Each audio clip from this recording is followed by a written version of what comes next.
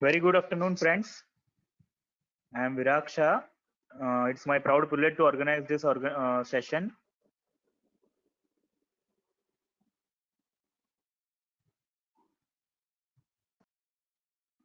Hello, my voice is Hello. coming. Hello.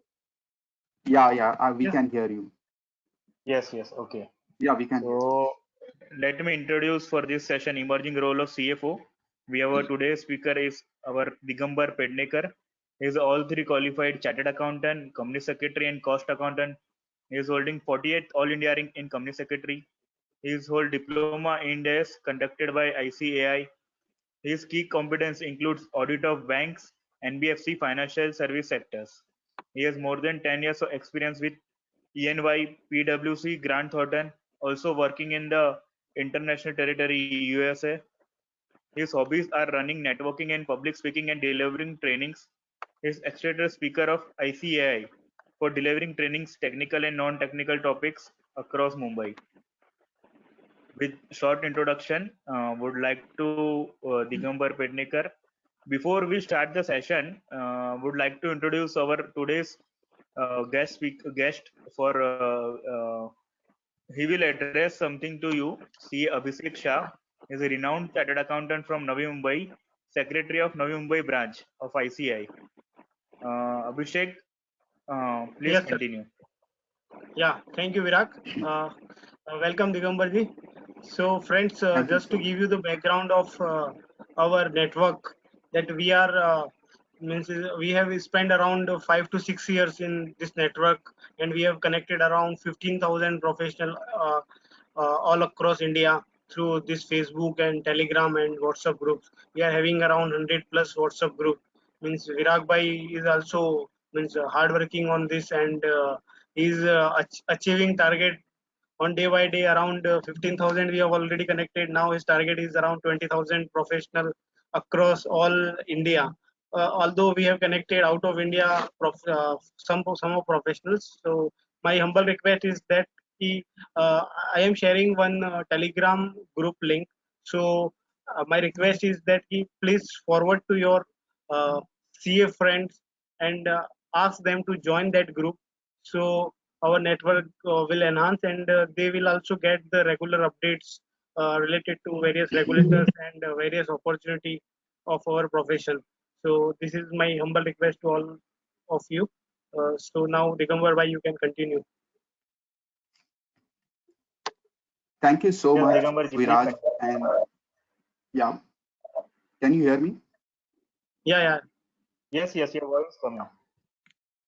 Thank you so much, Viraj. Thank you so much, Abhishek, for this kind introduction. It's really overwhelming experience for me to be here on your show. And I really appreciate and congratulate each one of our audience who took some time out and attended this session. It shows that you all are committed for a success, for a knowledge. Thank you so much. Today's session, the title is Emerging Role of CFO. What are those activities you should perform in your day-to-day activity, which will bring a success in your career? That is what we are going to discuss. If time permits, we will show you two famous laws, Pareto's law and the Parkinson law. If time permits, we'll explain you how this law has actually contributed 90% of the success to those successful CFOs.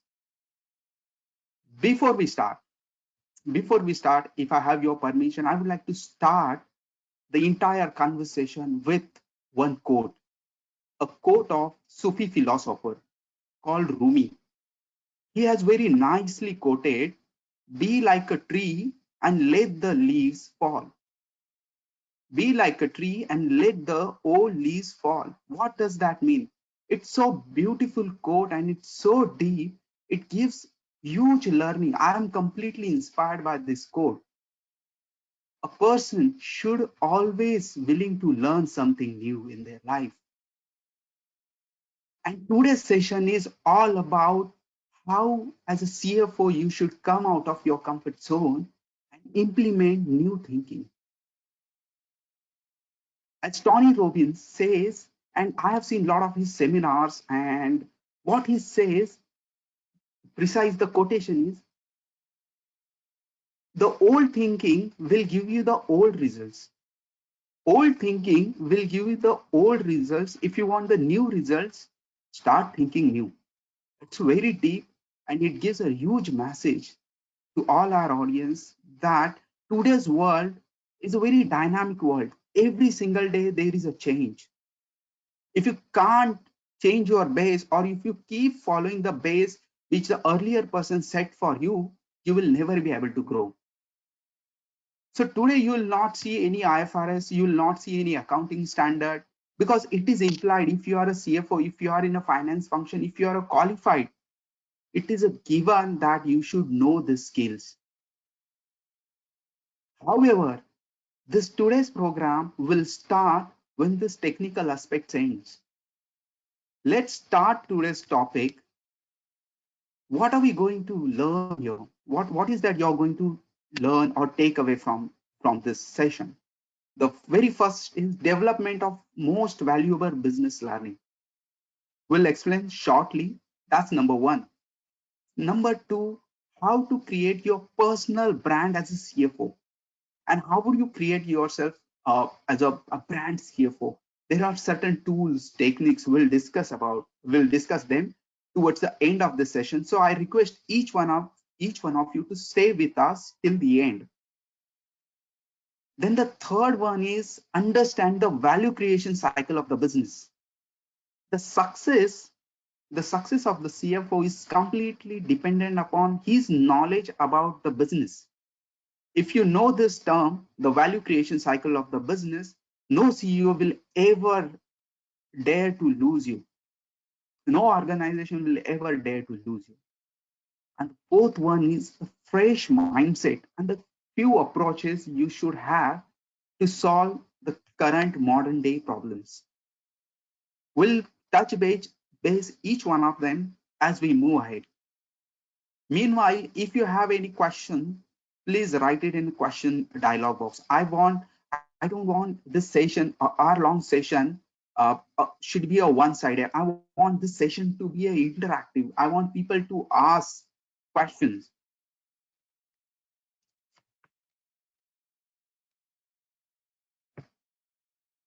So before we start and actually start talking about the new role, new responsibilities, what are the opportunities, what are the challenges of current market scenario, we'd like to touch base one concept, which is VUCA.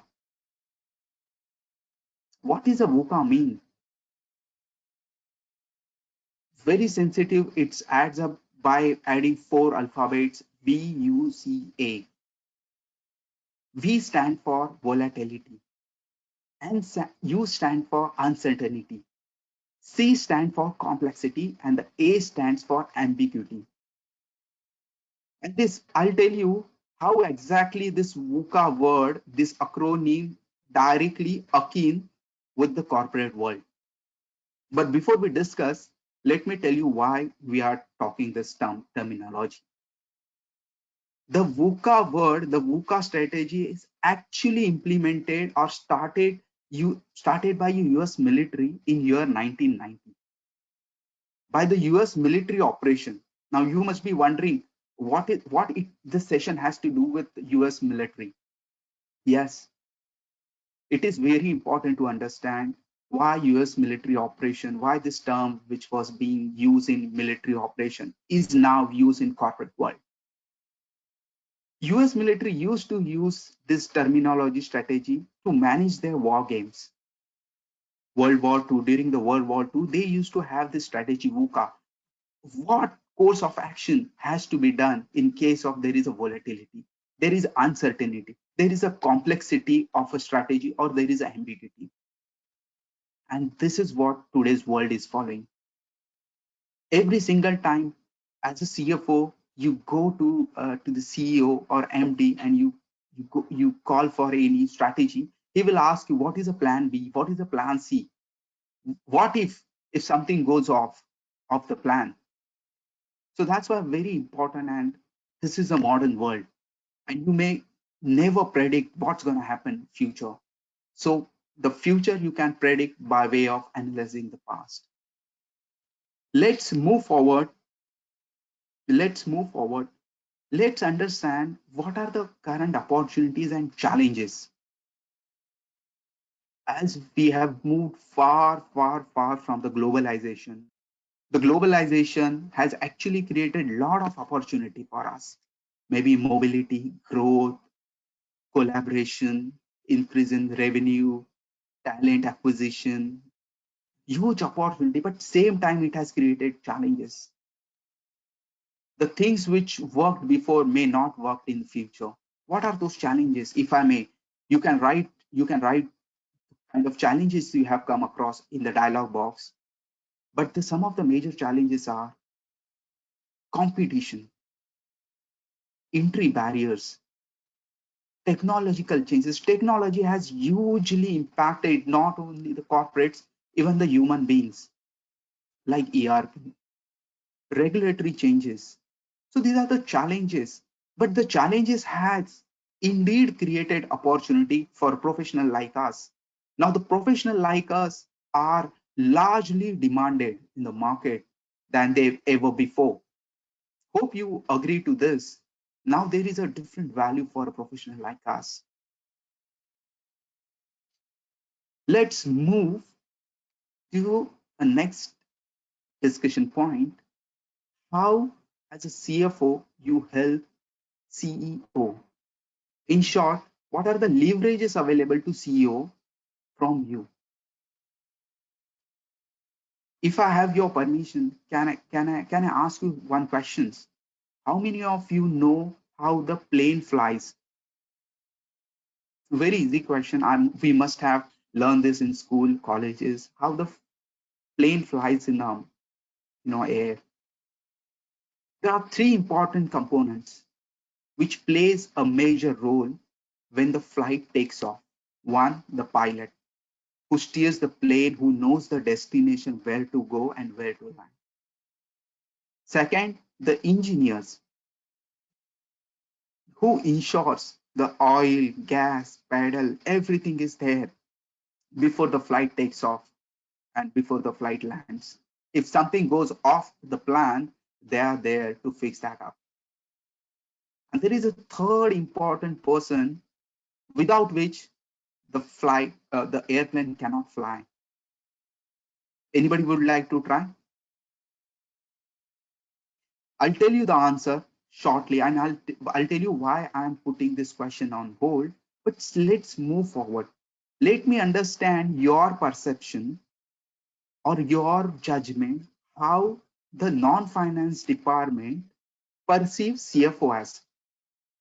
Do they perceive CFO as a more like a create a problem in their functions, more of controls, more of compliances, more of approvals?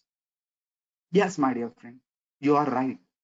Yes, all non-finance department feels that the finance function is more of a control. It's like a brake to the car. I'm sure all of you know how the car functions and what is the role of brake.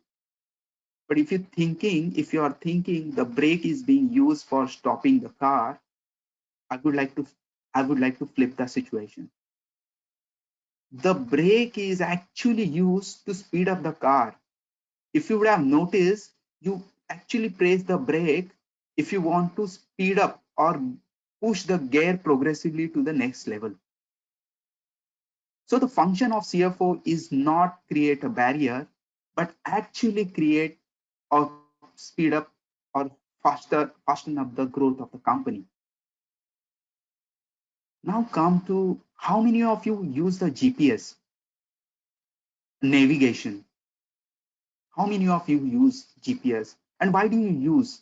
If you are at an unknown place, if you are traveling somewhere and you don't know which direction to go, what do? You just simply access a GPS and put the destination and see how to go, and you find your way to go there. But what are those two things you consider before you choose any GPS or navigator? One, the navigator should be of a reputed brand, maybe a Google Gmap or any other maps available. Second important thing which you consider is whether the map is updated with the recent database. recent tools, recent routes. Yes. So two things you see. First, the brand, and the second, whether this is updated or not. Likewise, any corporate, any board, any CEO looks after CEO, look after CFO for these two matters. One, he should be of a well-respected brand, meaning he should be a well-qualified. And the second, he should be full with the knowledge. He should know what are the recent rules, regulation, market practices. Now, let's answer our first question. Who is the third important person when the flight takes off? We discussed the pilot. Second is the engineer. The third person is the co-pilot. Co-pilot is the one who actually navigates the pilot. Pilot knows the destination, but the co-pilot actually navigates the main pilot. He actually directs which way to go, which direction to go, where is a bad patch, which patch we should avoid. What is the shortest distance of reaching to destination?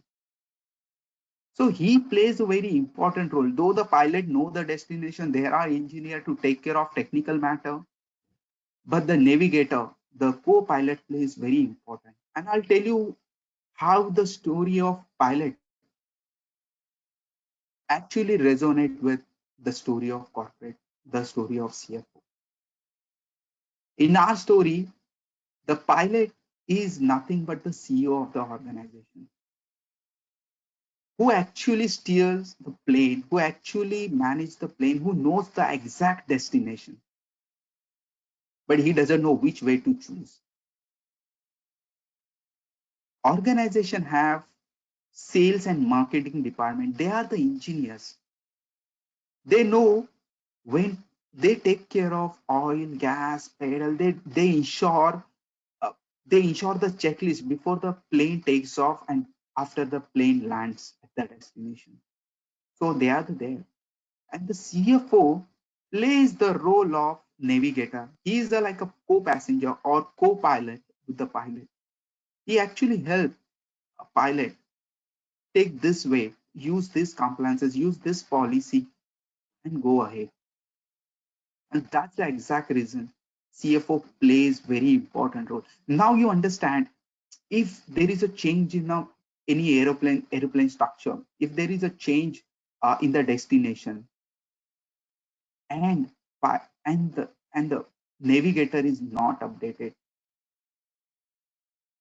hope you can imagine the situation where the destination has changed, but the navigator doesn't know the route. So this is how critical the role of CFO. Let's move ahead. Again, the CFO, story of CFO, or the role of CFO is divided into two parts. In modern Western world, the role of CFO, they call it as the new school. And there is another concept, another theory which call it as the old school. The new school talks about non-technical aspect, leadership, transformation leadership, managing people, managing customer, managing a whole lot of bunch. Whereas the old school of thoughts explain the role of CFO is all about looking after balance sheet, looking after cash flow, seeing the reasons for expenses, managing the revenue. So there is a huge paradigm change. And every session I take, I ask this question to the audience. If the globalization, if the change in the economy has changed the business in the range of 1 to 10, what is your guess? The role of CFO has changed. Any guesses from the audience? Can you guess any ballpark range? If the business has changed in a range of 1 to 10, what is your guess? What is your guess as a role of CFO has changed? I ask this question quite often and I get quite interesting answer, and I'll tell you what are those answers. Okay. So the answer I get here is in the range of 3 to 4%. But the study shows If the business has changed from 1 to 10, the role of CFO has changed between 5 to 7. And I'll tell you why the business has changed to 10, but the role of CFO has not changed. Because people are still following the same old ways. They are not actually thinking out of box. They are not letting their old leaves to fall. So that's the reason the role of CFO has not changed. And this is the time has actually demanded CFO to emerge as a new CFO. Emerge with your new qualities. Bring out the best within you. Discover yourself. Just don't look at the numbers. Involve yourself in the strategy making. Take the responsibility. Drive those new strategy and bring the results. As a powerful CFO, as I already said, I'll give you some of the key, some of the success mantra, how you can be a very successful CFO. What are those competency you should have to become a powerful CFO in any organization? If you are already CFO, if you are on the verge of becoming CFO, or you are someone who is at the middle level and aspire to move to a next level, have this competency. I commit each one of you, the results will be guaranteed. And this competency has actually helps hundreds of finance professionals to get to a next level. See, as long as you are at a mid level or a lower level, the skills will not actually impact, or it will not show off your real skill. But you are inspiring to go to a next level. If you demonstrate these skills, definitely success. You will be noticed. You will be so confident, as if the senior management will think you are a competent person. And moment others feel you are a competent, definitely they would like to work with you. What are those competencies? What are those models you should use in your professional life? The personal leadership. Personal leadership is what? You should bring more efficiency. There is a difference between working effectively and working efficiently. You may work 28, 24 hours, you may work 24 hours, but if you are not getting the results, if you are not delivering the results, work of 18 hours is of no use. However, if you work for 2 hours, but bring the required results, people will respect you, people will appreciate you. So you need to have a personal leadership. Leadership is all about your emotional intelligence, your peak performance, how you manage your work life. We'll talk about work-life balance, and I'll tell you how you can actually manage your work-life balance without disturbing the success. The second one is public leadership. Very important, very well recognized in our industry. Public leadership. Now you may say, some of you say, I am a technical guy, I'm a chartered accountant. Why do I need non-technical aspect? I have to ensure the balance sheet, cash flows, P&L, budgets. Why do I need those public leadership skills? Yes, my friends, it's very important. You have a knowledge, but you can't deliver, you can't articulate that knowledge to set of people to the senior management. It is of no use. So the very important skill you should have, or anyone should have who wants to get into upper level, is presentation skill. You should be able to articulate the things you have done or the things you have subordinate done for you. Authentic leadership. Your leadership should be very authentic. The people should feel that the person, my boss, a CFO, is actually practicing what he preach. It should not happen that you are guiding, you are mentoring people without actually implementing it for yourself. This is very important. People actually notice you. They are seeing the leader. The relationship management, how do you manage? Quite often I've seen, what I have experienced is, we are not able to maintain relationship with the person who is moving out of the organization. Quite often I have experienced people leave on bad note. People, when they join, they have their own ambition, they have their own goal, but before last 6 months of their career, they feel that their career goal has been completely shattered. Why that happened? Because as a professional like us, we are not able to manage relationship with our people. See, please understand, if you have good relationship with your people, they will work beyond 8 hours, they will work beyond the time limit given to them. But if you are not good in interpersonal skill, it will never help you. Your team will never follow you. You will never be able to become a leader. Last 10 years, I have noticed one thing. There are very good people in the organization. When they leave, the entire team follows them. Can you imagine that? If a CFO leave, a core team of finance function leaves with them. Why does that happen? Do you think because CFO cannot function without them? No, because the function teams wants leader like CFO. So have that skill, and the combination of the personal skill and the public leadership skill gives you the strategic leadership skill. Once you are good at your personal level leadership and the public leadership skill, it will automatically give you a strategic leadership skill. We'll discuss about this strategic leadership shortly, or if time doesn't permit, what we'll do is we'll put the detailed theory and detailed understanding of those techniques tool in the dialog box below, or we'll send out the booklet to you. Next, move to value creation process.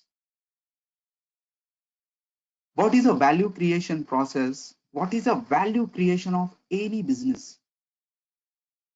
Now, some of you may think, now, what is this value creation of business? Last week, before this lockout, I happened to meet one MD. He is a very successful entrepreneur.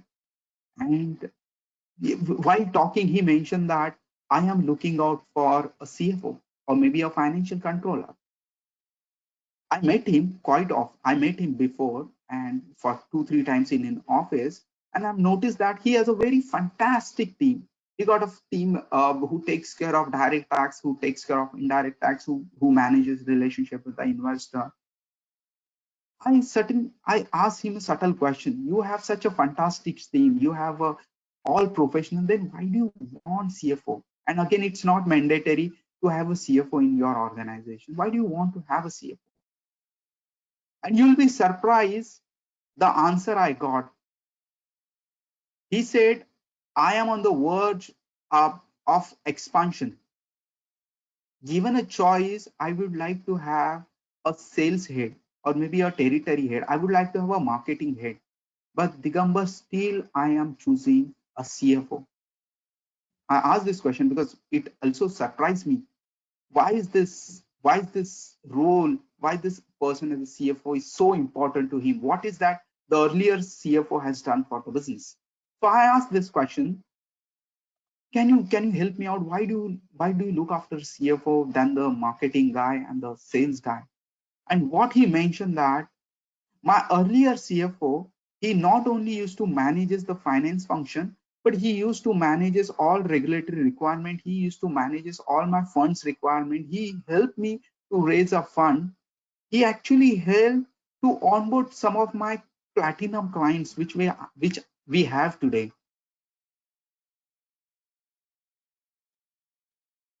So I got a stunned when he mentioned that my CFO has actually helped me to bring the business in the organization. Now you can imagine how the role of CFO is actually changing. Not only now the role of CFO is no more a cost center. Last decade, I used to hear that, okay, the finance function is a cost center, but it is not anymore. It is a far, far, far beyond. It is a far beyond the, the cost center. So it's very important to understand the value creation process of any organization. What is that value creation processes? You, as a CFO, you bring value when you ensure the demands, the expectation of your team, employees are met. The expectation from the societies are met. You satisfy your customers and the suppliers, and more importantly, you satisfy your stakeholders. So, the tool to become a successful CFO is that you should know how the business functions. What is the source of revenue? Where the business get the revenue? What are the source of expenses? What something goes off? How that change will actually impact the business? You should have all the tools and techniques, and this will be possible only when you actually intervene, when you actually step down into business operations. If you find yourself behind the curtain of finance, you will never be able to grow. You need to actually walk hand in hand with the CFO. You need to understand the actual business cycle of the organization. Let's move to a next point, which is very important. You can note down, but this is one of the important aspect of any CFO. And this is beyond the technical knowledge, and this is what I have experienced last 10 years working with one of the largest consulting firm in India globally. I have spoken to any number of CFOs, CEOs, and this is what I've boiled it down to 3 points. The very first point is free agent society. Today's world, today's profession is a free agent society. I'll tell you what does that mean, free agent society. You may be surprised to hear this word free agent society. No technical literature would have brought this out. What is a free agent society? When I happen to speak to very successful CFOs, what they say is the life of CFO in any organization is so unlike what they used to be in the history. No CFO, no CFO can actually work beyond 4 to 5 years. There is a study conducted which has actually stated that the life of CFO in any organization may not exceed 3 to 5 years. The old good days where CFO used to serve the entire life in one organization is not the case anymore. The CFO, work with the organization barely for 3 to 4 years. Even the organization work with you as long as you are a valuable commodity, valuable asset to them. Moment you start bringing value to the organization, they would like to say you bye. Now, how you can stop your top level management to put you out is one skill. When you think out of the box, when you emerge yourself, when you rediscover yourself, when you actually step down in the role of the management. So again, I repeat, the free agent society, if you have an expectation, if you have certain beliefs that you will be with the organization rest of your life, this is a bad notion. Always stay flexible. As long as you're with the organization, try to bring a value, because organization would like to work with you as long as you bring a value to the organization. Second job is, all jobs are temporary, but the profession is a permanent. Sometimes I have noticed, and I'm sure you must have noticed, and you can imagine how many times we as a profession get carried away with a particular job. Imagine you're doing a particular, maybe any strategy, fundraising, a return filing, and you get so carried away, you focus on that activity, keeping all other activity behind. Yes, you are right. All jobs are temporary. It will come and it will get over someday. but don't associate yourself to that activity for a long time. But remember one thing, your profession will be a permanent. See, today you work fantastic. Tomorrow you cannot quote the same thing that, okay, I did one thing very successfully. I achieved that target last month. No. Every single month you need to bring out the best within you. So remember, all jobs are temporary. Don't get carried away with the one job. Try to inculcate new skill. Try to learn. Try to spare time for learning as you are doing right now. Have that mindset of learning, because your profession going to be a permanent, and the job you are doing, for example, historically we used to have a sales tax, we used to have a VAT. Now we don't have those. We have GST, and tomorrow we may have something else. Don't so get engrossed with the one thing. Try to develop new skill. The third important thing is work life balance versus work life integration. How many of you believe the work life should be separate than the work than the social life? You can write here. You can write here. You can write here in the question box. How many of you believe the work life is a different than the social life?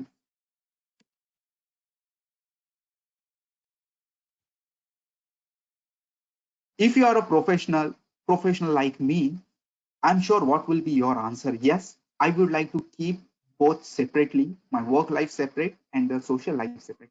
But it's humanly impossible, because if you are working as a CFO, as a professional, finance professional, you have to be available 24/7, be it a lockout, be it, any outbreak, you have to stay available. Now, under these circumstances, is it possible to have a work-life balance? Yes or no? It's impossible. There are people, there are exceptions. See, every rule has an exception. There are people who actually maintain a work-life balance. But is it possible for you people to have? Yeah, we got one question. Yes, you're absolutely right. It is possible to have work-life balance. But the modern analogy, the modern theory, the modern culture says that, or the Indian culture says that, we need to have integration of work life. What does that mean? You need to find a time for your work life and the social life. You cannot keep both the things separate. There could be a situation. Now imagine a situation, there is a fire caught in the factory, and you are the finance controller of that company. Wouldn't you attend that call received from the MD? Would you not mind calling cops or calling fire brigades on the day you are taking a leave? Please write your answer in the comment box. Yes, even you are on personal trip, you're taking a day off.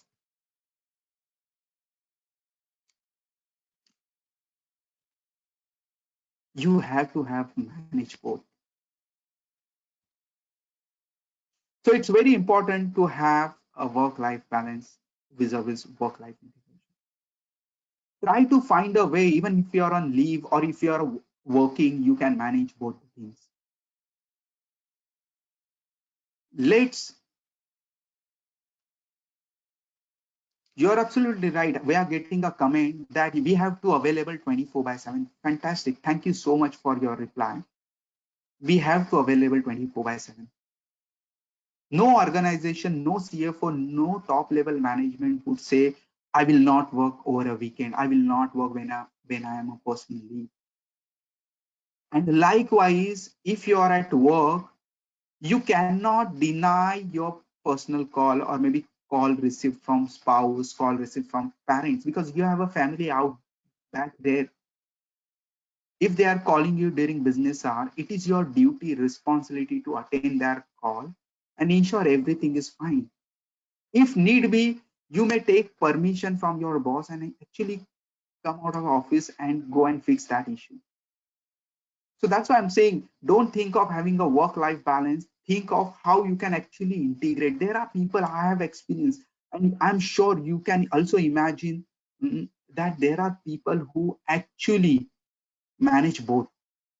When they are at work, they ensure everything is smooth at their place. And when they are at home, they ensure the team is working on time. Like during these days, lockout time, we all are working from home. Our bosses are sitting at their home, but everyone is working. We are meeting all the deadlines. We are meeting all the targets to the extent possible. There are limitations, there are challenges, but still we are working. So as a CFO, it is very important how do you manage your work-life balance, because if you can't manage your work life, it will impact your work. And when it impact your work, you will not be able to deliver the result expected from the board. Let's understand what are the roles of CFO. What are the modern roles? So we will also touch base, the conventional role of a CFO later point in time in this session. But let's understand what are the new core skill you require in the modern Western world. The very first one is effective organization leader. Now, as a CFO, board look at you as a leader, a complete set who not only knows the finance but also knows about the leadership skill. He knows how to manage employees, how to manage customer, how to manage regulator, how to manage stakeholder, the entire gamut of any organization. So have that leadership skill, and the leadership skill will come only when you practice, when you come out of your comfort zone. Try to get into a dialogue with the board that okay, this is the strategy I have, and this particular strategy not only save a 50 more than 50% of the cost of the organization, but yes, it is very effective and it will be used in a long term. Have that conversation, come up with the 2 3 new points, go to a top level. As I committed, I will try to touch base those two laws, Parkinson laws and Parity's laws, how these two tools, this modern tool will help to bring more efficiency. You wait till the end and we'll discuss those laws. So as we are discussing here, have that leadership skill at the organization level. Second responsibility, second role of CFO is to fund management. Now, what do you mean by fund management? I am not a AMC, I am not an asset managed company. Why should I manage fund? What does that mean? Another important role of a CFO is a fund. He works as a treasurer. He is in charge of the treasury. Though he is not authorized to spend money on behalf of company for buying a project, but he has to manage. He has to actually ensure the asset liability of the company. What are the inflows? What are the outflows of the company? He has to manage the liquidity position. Now, all of you must say, yes, we are right. As a CFO, we are doing these activities. All of us are doing. But what is beyond that? It is not only managing your funds and the borrowing, it is also help the organization to raise the fund. Could be ICD, could be equity, could be OCD, CCDs. You need to bring out the plan. You need to bring out the visibility. You need to convince investor how your company will actually help to bring more returns to the organization. So that's something called fund management. The third important role is you work as a partner in the organization. Now, what does that mean?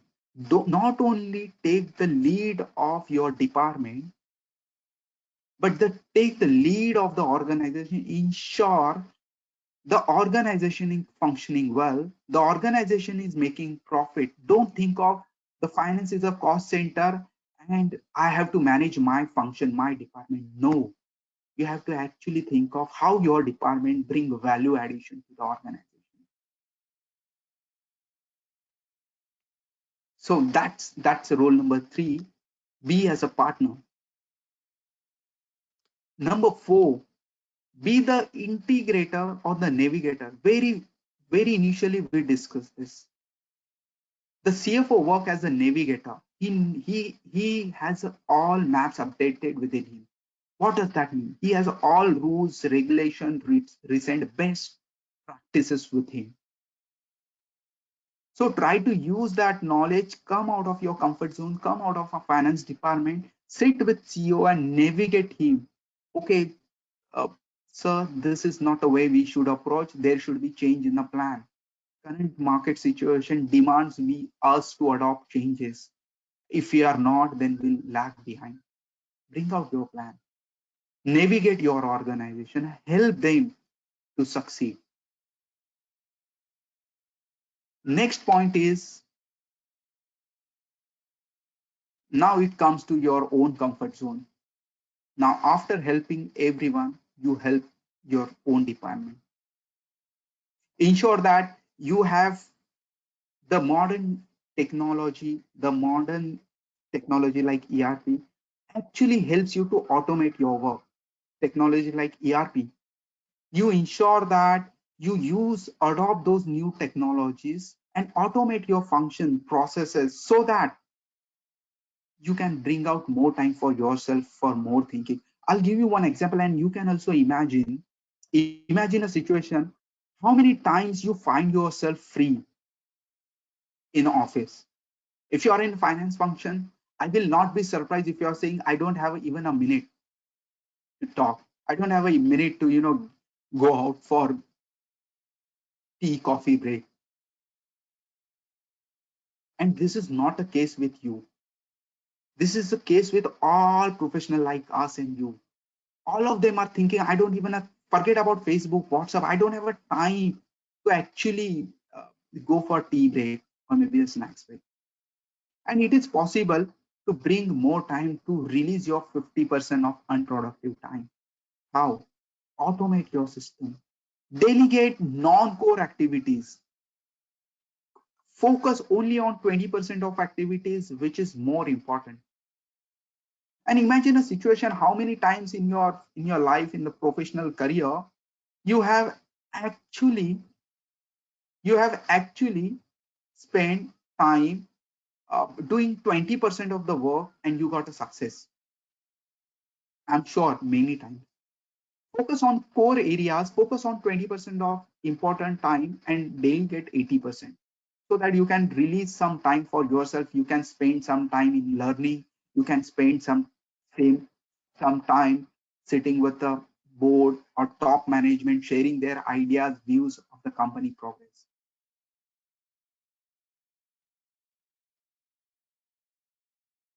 The next role is bring out the professional qualities. Now, what does that mean? You must have seen, if there is a team of 4 people and all 4 of them are equally competent or maybe talented, they possess same academic qualification, they possess same degree, they possess same knowledge, and you have to pick only one. Who would you pick? Who would you pick? And I'm sure you would have come across this situation. You would pick someone who can actually articulate, who can actually show the leadership skill among those 4 people. You are absolutely right. You are absolutely right. You'll pick only the person who demonstrate the leadership skill, who can actually speak like a leader, who can actually articulate the things which you have done. So have that professional qualities. I'm saying, if you don't have that leadership skill, public speaking, go and attend those classes, go and attend those seminars, learn those public speaking skill, because there will be a point in time the entrepreneurial skill will constitute more than 50% of your success. I'll repeat, there will be a time the non-technical skill like interpersonal communication, leadership skill will contribute more than 50% of time. And having a knowledge of IFRS or maybe any other technical knowledge will not that matter once you reach to that level. Now you have to imagine yourself which level you would like to reach, and accordingly have a roadmap for yourself. Enhance profit and profit planning. Involve yourself with the management, bring out the best plan, how you can actually work on company's profitability. What are the tools, techniques, what are the budgets, what are the technique you will actually implement in your department so that your department will start making profit. As I already said, practice what you preach. If you are directing your company towards profit, you need to first bring profit in your organization, in your own department. So focus on enhancing profit and the profit planning process. The next point is allocation of fund, and this is very conventional role of CFO. How do you manage your funds for resourceful activity and non-resourceful activity? Most of the company which has went bankrupt because of one thing. You name the company who went bankrupt, you will find one common thing among them. That is, they couldn't manage their fund. Because of the liquidity crunch, they went bankrupt. So allocate your fund as per the business requirement. Ensure what are those resourceful activity, non-resourceful activity. Your 80% of the fund should be focused on the top 20% of resourceful activity. And the balance should be spent on non-resourceful activity if those are mandatory. So I'll repeat this analogy. Allocate your fund on the resources which brings 80% of the revenue to you.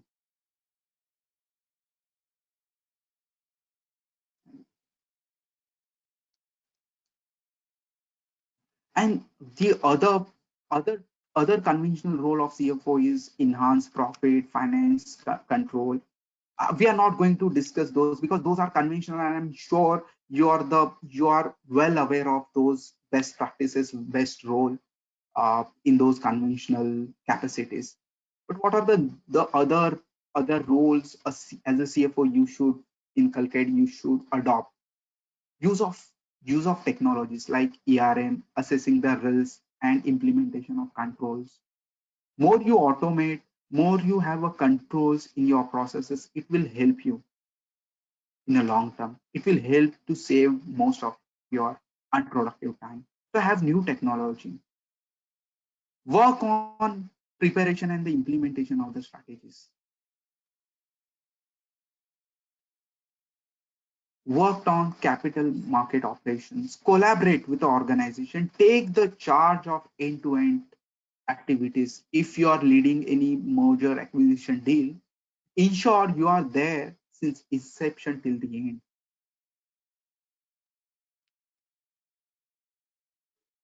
You have any question so far? If you have any question, please ask. Someone has already asked, mentioned the name of the company which went bankrupt of late. And you're absolutely right. That company, I will not take the name out here. That company has went bankrupt because of the liquidity position or because of the cycling of the fund. We may never know.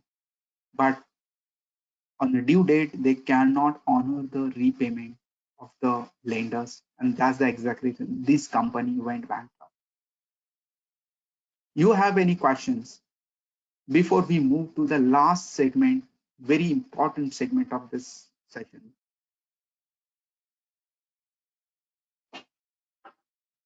Any questions? Okay. The last point, as I said, we will talk about two laws, Parkinson laws and the Pareto law. And this is what I have seen, what I've read.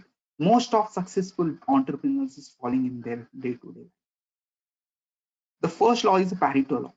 The law says, and you can also imagine how many times you got the success while doing a few things.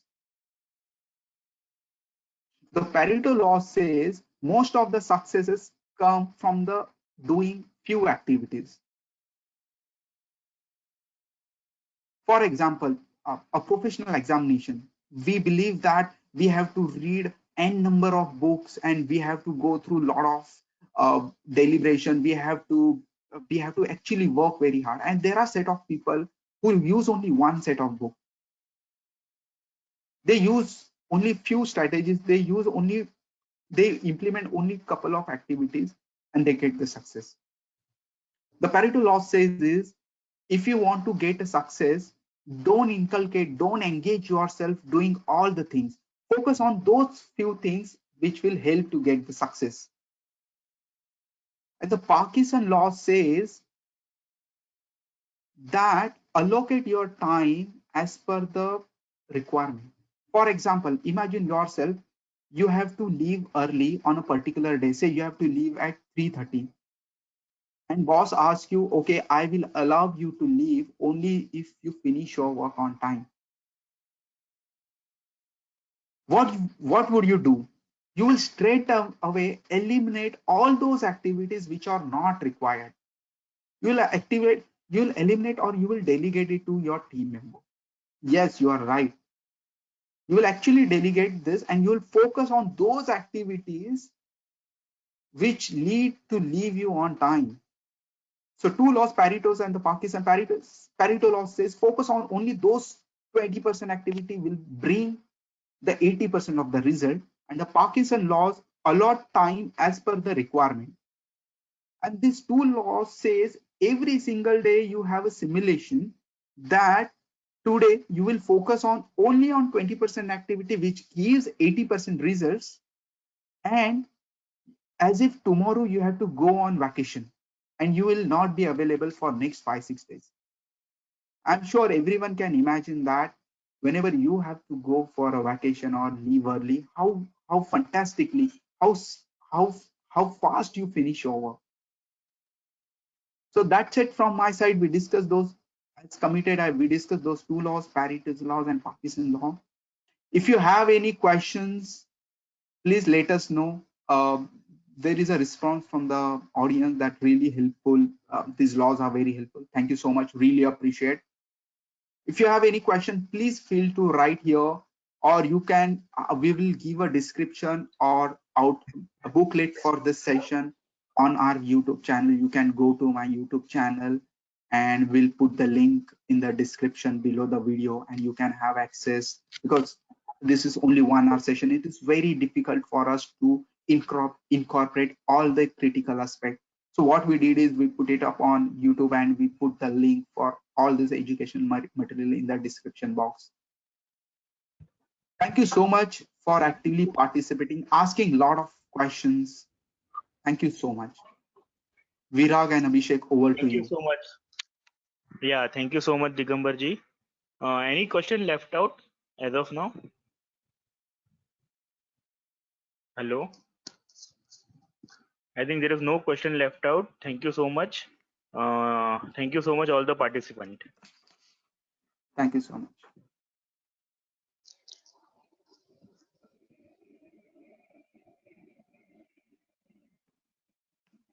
We are ending webinar now.